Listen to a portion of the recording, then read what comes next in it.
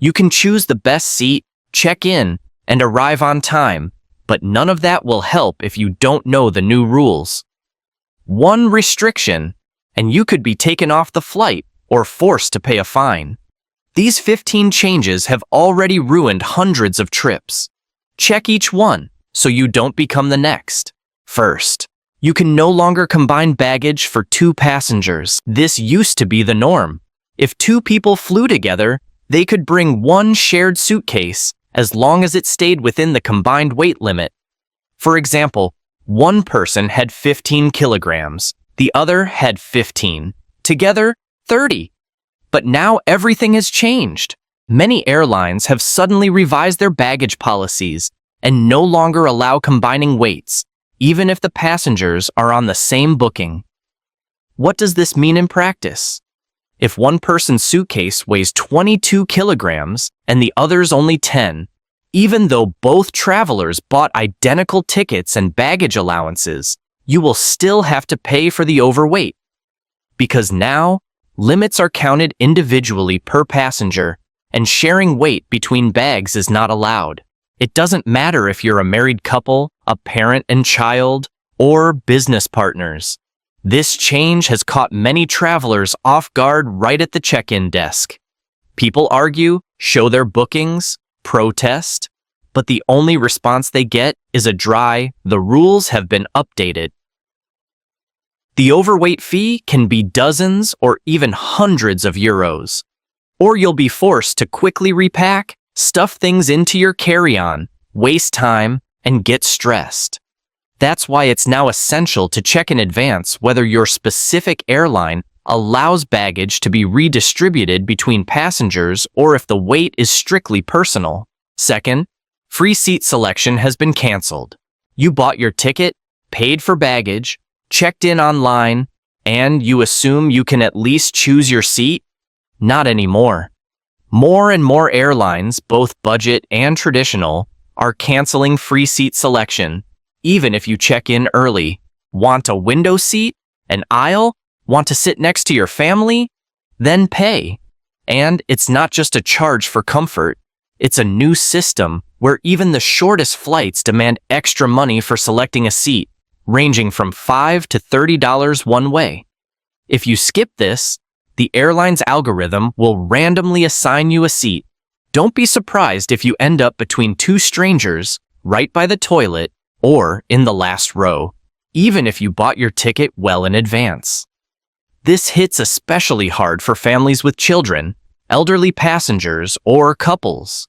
Airlines are no longer obligated to seat you together. If you want to sit side by side, you have to pay in advance. Otherwise, you're stuck in separate seats and talking to a flight attendant who can't do anything to help. Third, carry-on bags are now checked by weight, not size. It used to be simple. If your backpack or suitcase fit in the size frame, you were good to go.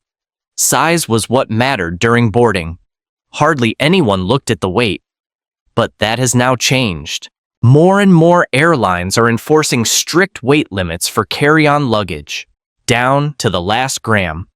You might have a perfectly small backpack that fits every dimension requirement, but if it weighs 8 kilograms and the airline only allows 7, get ready to pay. Or leave something behind at the airport. This is especially common with low-cost and Asian airlines, where even a 300-gram excess can mean a fine of $20 or $30. And it doesn't matter how small your bag looks. The only thing that matters is weight. The most frustrating part? It's often sudden and selective. One person walks through unchecked, and the next is stopped and handed a scale. Even in the same line, there are no warnings, no reminders during ticket purchase. And once you're at the gate, there's no time left. You can't unpack your bag, and you're left with only 2 options: pay the fee or miss your flight. Fourth, sharp reduction in baggage weight limit for economy class. You're used to getting 23 kilograms of checked baggage when buying a ticket with luggage included? Forget it. Many airlines have quietly reduced the allowance to 15 or even 10 kilograms without lowering the ticket price. This has hit especially hard for travelers going on long trips, with layovers, or to colder countries where every kilogram counts. The most deceptive part is that these changes often aren't clearly shown during ticket purchase. The passenger sees that baggage is included, but doesn't notice that included no longer means what it used to. And if you arrive at the airport with your usual 20-kilogram suitcase, you're in for an unpleasant surprise. Overweight fees, fines, or a frantic repacking session right at the check-in desk. Some airlines have introduced an even trickier system. The total baggage limit stays the same, but the weight allowed per single piece of luggage is reduced, meaning 2 10-kilogram suitcases are acceptable, but one suitcase weighing 20 is not. And all this comes with no warning, quietly embedded in updated transport rules. The result? Confused passengers, lines at the baggage scales, arguments with staff, and unexpected fees.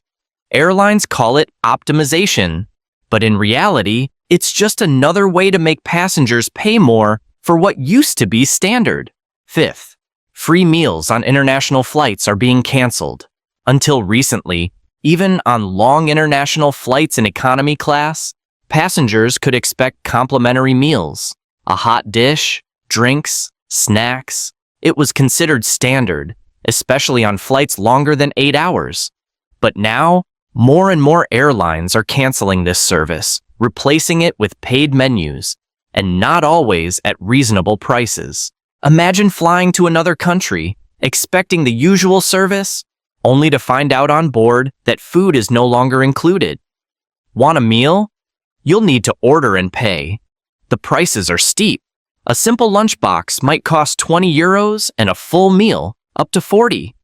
For a family of 3 or 4, that becomes an unexpected expense. What's worse is that these changes are often not mentioned when buying the ticket. There may be no indication on the airline's website that meals are no longer provided, and once you're already on the plane, it's too late to change anything. Passengers are left flying hungry or rushing to buy snacks at the airport, which also isn't cheap. And even that's not a perfect solution. Not all food items can pass through security or be eaten on board. Seventh, the ban on power banks and checked baggage has been tightened. A power bank is an essential item for any traveler. But if you used to put it in your checked suitcase without thinking, that can now lead to serious trouble. More and more airlines and airports around the world have tightened the ban on carrying power banks in checked baggage, and violators aren't even warned. Devices are simply confiscated without return. The key rule now is this: power banks are only allowed in carry-on baggage and must never be placed in checked luggage. And even then, only devices with a capacity of no more than 100 watt-hours are permitted. Some airlines allow up to 2 of these batteries per passenger. Others only allow 1. But if your device exceeds the limit or is simply packed in your checked bag, it will be removed during security checks, and you'll only find out when you arrive at your destination, with no compensation. The reason for this change is safety. Lithium-ion batteries can overheat and even catch fire, and in the cargo hold, there's no way to quickly extinguish a blaze. After several incidents, aviation authorities have tightened regulations, and now, putting a power bank in checked baggage is a direct violation. Eighth, Bluetooth headphones are not allowed during takeoff and landing. Modern wireless headphones have become almost essential for travel, for music, movies, or work calls. But some airlines, especially low-cost carriers and Asian operators, have suddenly banned the use of Bluetooth headphones during takeoff and landing. They don't officially announce a ban, but may ask you to remove your headphones, and in some cases, hold on to them until after the flight. Why? It's about safety. Bluetooth signals and radio frequencies are believed to potentially interfere with navigation or onboard systems during critical flight phases. Even though this concern is not fully confirmed, It's a rule that should be respected. Airlines don't promote this restriction openly. It's usually hidden in the fine print of flight regulations. As a result, you may be calmly waiting for departure, connecting your headphones, only for a flight attendant to suddenly ask you to remove them, and then closely inspect your backpack or bag. At best, this is a minor inconvenience. You make space in your bag, lose time, or risk damaging your favorite accessory.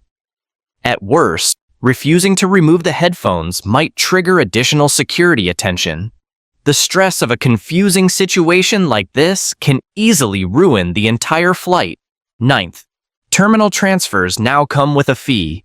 It used to be that passengers could freely move between terminals, by shuttle, light rail, or on foot, without long lines or added costs. But in some airports, this has become a paid service, especially in large hubs with multiple terminals, such as Santiago de Compostela, Quito, Dubai, or Manila. Transfers between terminals now require either a ticket purchase or scanning a special access pass. This rule has caught many travelers off guard. People board the shuttle thinking it's a free part of the airport infrastructure, only to be met at the exit by a turnstile and a screen showing a fee of several euros. In the end, you might have to rush to find an ATM, pay for the ride, re-clear baggage control, and lose valuable time. This is especially frustrating during short layovers when passengers expected they had just 10 minutes to walk. New fees can seem absurd, from 2 to 7 euros depending on the distance. In some cases, the fare between two neighboring terminals reaches 10. If you don't know about this in advance, you can easily find yourself stressed, missing your connection, or even missing your flight altogether. 10th, airlines are removing passengers for unacceptable odor. Think smell is a personal matter? So did airlines, until they started enforcing a new practice.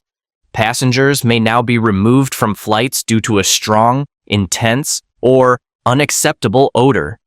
And it's not just about tobacco or alcohol. A strong hangover, overwhelming perfume, the smell of shoes, sweat, or even medical products can be enough. This rule is applied informally, suddenly, and selectively, with no prior notice.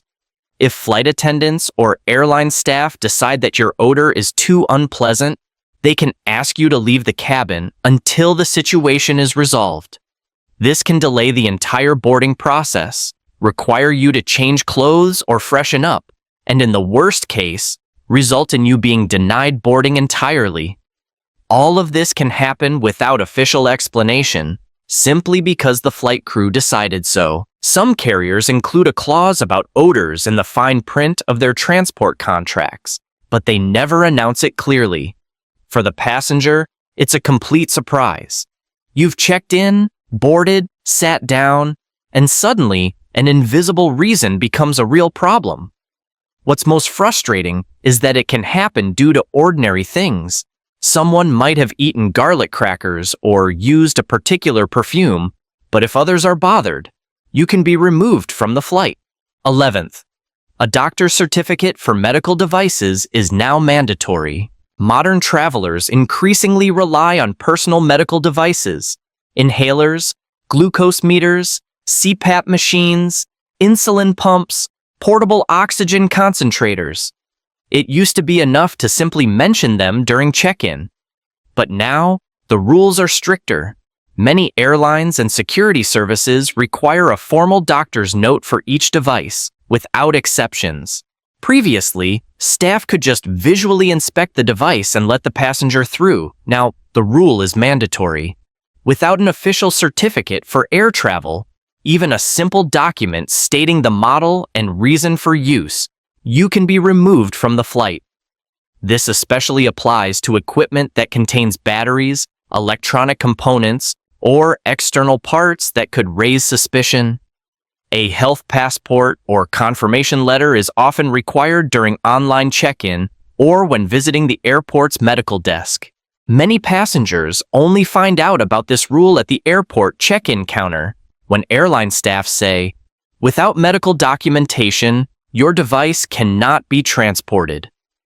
This sudden restriction comes without prior notice, and getting a refund or rescheduling is impossible.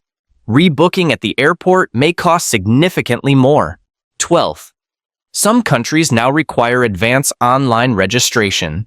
Travel quickly becomes stressful when you suddenly learn your flight was canceled, not because of weather, but because the destination country requires an online registration several days before departure. These rules often appear without warning. Airlines usually say nothing, and travelers only discover the issue at the check-in desk or even on board. For example, entry into some countries in Asia, Africa, and South America, such as Kenya, Brazil, Thailand, and others, now requires filling out an electronic form that includes travel itinerary, accommodation details, vaccination records, and contact information. This form must be submitted 3 to 5 days before your flight. Without it, your boarding pass may be invalid, and check-in staff won't let you proceed. The worst-case scenario, you're already at the airport, past security, standing at the gate, and you're asked to present a QR code or confirmation link. No form, no boarding. There's no automatic registration. Even screenshots don't always help because the system verifies data across national databases. And the airline isn't at fault. The restriction is imposed by the government. 13th, infant discounts for lap children are being canceled. Previously, traveling with an infant meant paying only a symbolic fee, typically 25% of the adult fare, or even nothing at all if the child sat on your lap. It was a convenient option for parents, minimal expenses, and only a bit more hassle during the flight. But that has now changed. Many airlines have removed these benefits, and infants now require full-price tickets, even if they don't occupy a separate seat. Why is this such a surprise for many families? Because the booking process feels familiar. You select an adult fare, add an infant on lap without extra charges, and proceed. But airlines often don't publicly update their terms. Instead, the new fee shows up during boarding or online check-in. What was expected to be a smooth trip becomes a rude awakening, with an unexpected charge for something that used to be free. This is especially tough for families with multiple kids. Imagine having to pay nearly full fare for each baby. In the end, a family ticket can cost twice as much as expected. The reason is simple. Airlines are trying to boost revenue by quietly changing policies, and passengers only find out after purchase. 14th, name changes now cost money in any form. Did you make a one-letter mistake when entering your name on the ticket? Wanted to add a middle name or update your surname after marriage? That now costs money. And even if the correction involves just a single letter, many airlines charge the same fee as for a full name change. This practice has become widespread, even though such minor adjustments used to be free. On one hand, airlines blame complex booking and verification systems. On the other, it's a way to generate extra revenue, especially on international flights where even small edits come with a fee. In the past, a passenger could get a new e-ticket with an updated name at no extra charge. But now, it almost always comes with a surcharge. It's important to understand that a name correction is not treated as a simple typo fix. It's officially classified as a ticket modification, and the fee can be as high as for a full cancellation, anywhere from $30 to $100 or euros or pounds, depending on the airline and route. Add a booking service fee, if applicable, and your budget ticket quickly turns into an unexpected expense. 15th, passengers are now banned from bringing their own food on board. There was a time when you could calmly buy a meal in the airport and take it with you on the plane. Those days are gone. More and more airlines are implementing a full ban on food purchased outside the aircraft, citing hygiene standards or quality control as the reason. Passengers are still caught off guard when, at the boarding gate, staff ask what's inside a bag and confiscate a sandwich or matcha latte. This rule is unofficial. It's not mentioned during ticket purchase, nor printed in bold, but it is buried in the airline's terms and conditions, which state that only food in airline packaging is permitted. In practice, staff at the gate inspect bags, and if they see any outside food, they immediately ask you to remove it or leave it behind before entering the cabin. It doesn't matter whether you bought fresh pastries, deli items, or a burger, any outside food can become a reason to deny boarding. The argument is that it allegedly violates sanitary regulations and could disrupt other passengers' experience. You'll often hear, "We can't allow this food. It doesn't meet our catering standards." And there's no way to argue or appeal. You either give up your snacks or buy food on board if it's available.